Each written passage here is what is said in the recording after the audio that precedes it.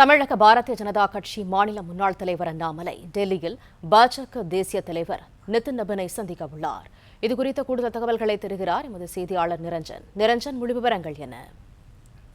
நேற்று இரவே டெல்லி வந்துவிட்ட பாஜகவின் தமிழ்நாடு முன்னாள் மாநில தலைவர் அண்ணாமலை அவர்கள் நேற்று இரவு நடைபெற்ற மிக முக்கியமான நிர்வாகிகள் கூட்டத்தில் கலந்து கொள்ளாமல் இருந்திருக்கிறார். இது பல்வேறு கேள்விகளையும் சந்தேகங்களையும் எழுப்பியிருக்கின்றது.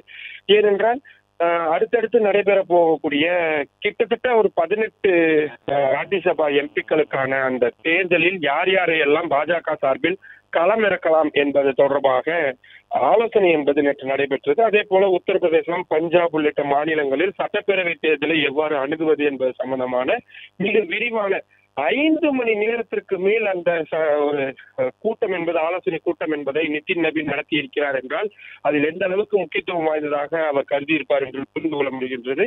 ஆனாலும் கூட டெல்லியிலேயே இருந்த பாஜக முன்னாள் மாநில தலைவர் அண்ணாமலை அந்த கூட்டத்தில் கலந்து கொள்ளவில்லை என்பதான தகவல்கள் தான் நமக்கு கிடைக்கின்றது. நாளை அவர் மிக முக்கியமான அறிவிப்புகளை தமிழ்நாட்டில் முன்வைக்க இருக்கிறார் என்ற தகவல்கள் வந்திருக்கிறது. அதற்கு முன்பாக இன்னும் சற்று நேரத்தில் ஒரு 10 மணிக்கு மேல் பாஜக தேசிய தலைவர் நிதின் நபீனை அவர் டெல்லியில் வைத்து சந்திக்கிறார். இந்த சந்திப்பு என்பது கிட்டத்தட்ட இப்போ உறுதியாகி இருக்கின்றது.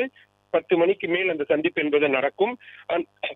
அண்ணாமலை தரப்பிலிருந்து சொல்லப்படுவது அவர் மிக குறுகிய கால ஒரு பயணமாகத்தான் டெல்லிக்கு வந்திருக்கின்றார். அவர் இன்றைய தினமே சென்னை திரும்பி விடுவார் என்ற விஷயம் சொல்லப்பட்டிருக்கின்றது.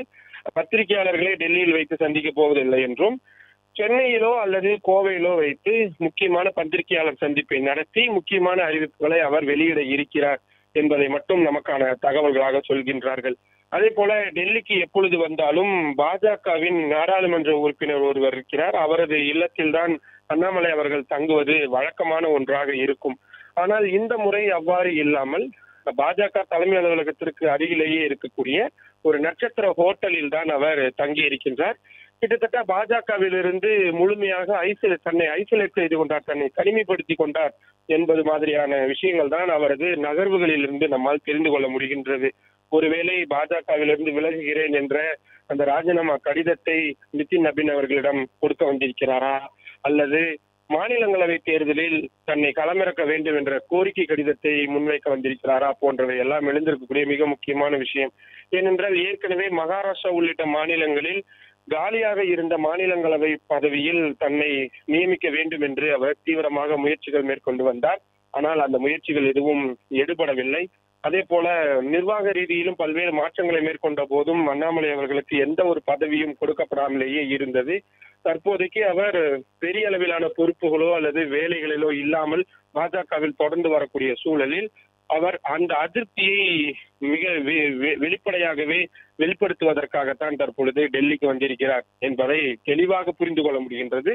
அந்த வகையில் நிதின் நபீன் அவர்களை சந்திக்கும் பொழுது நிச்சயமாக இந்த அதிருப்திகளை வெளிப்படுத்துவார். ஒருவேளை இசைவு சரியாக தனது விருப்பங்கள் முறையாக கேட்கப்படவில்லை என்றால் அடுத்த கட்ட நடவடிக்கைகளை மேற்கொள்வதற்கும் தயாராகிவிட்டார்.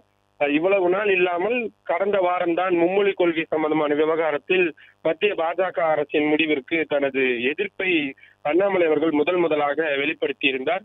அன்றிலிருந்தே அவர் தொடர்ச்சியாக பாஜகவிடமிருந்து சற்று இடைவெளியை விட்டு வருவதை பார்க்க முடிகின்றது. நேற்றைய தினம் சென்னை விமான நிலையம் வந்த போது கூட பாஜக கொடி இல்லாத காரில் தான் அவர் பயணம் செய்திருந்தார். டெல்லி வந்திருக்கும் போதும் கூட கட்சியின் முக்கியமான கூட்டத்தில் அவர் கலந்து கொள்ளவில்லை.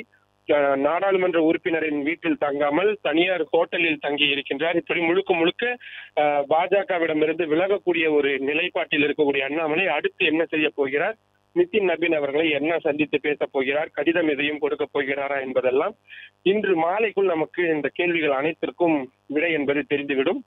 பிளே ஸ்டோர் மற்றும் ஆப் ஸ்டோரில் இருந்து பாலிமர் செயலியை QR கோடு மூலம் பதிவிறக்கம் செய்யுங்கள். செய்திகளை உடனுக்குடன் பெறுங்கள்.